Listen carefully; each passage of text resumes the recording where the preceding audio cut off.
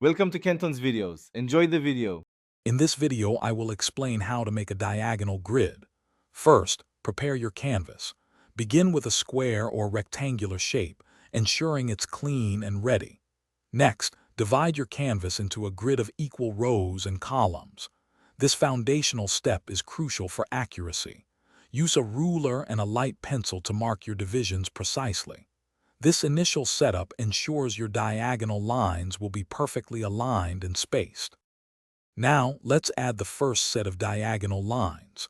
Starting from the top left corner of your grid, draw a line to the bottom right.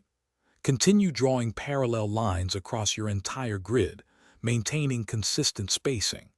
Imagine connecting opposite corners of each small square within your grid. These lines will form the first direction of your diagonal pattern, creating a dynamic visual flow. Next, we'll add the second set of diagonal lines to complete the grid. This time, draw lines from the top right corner of your grid to the bottom left. These new lines should intersect your first set, forming a crisscross pattern.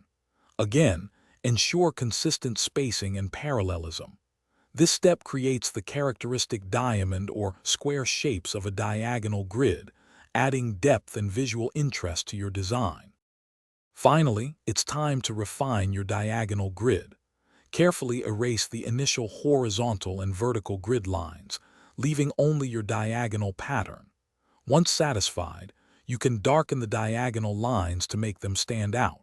For an artistic touch, consider adding color or texture within the created shapes. This simple guide helps you achieve a professional-looking diagonal grid with ease. Thanks for watching. Consider subscribing if we helped you.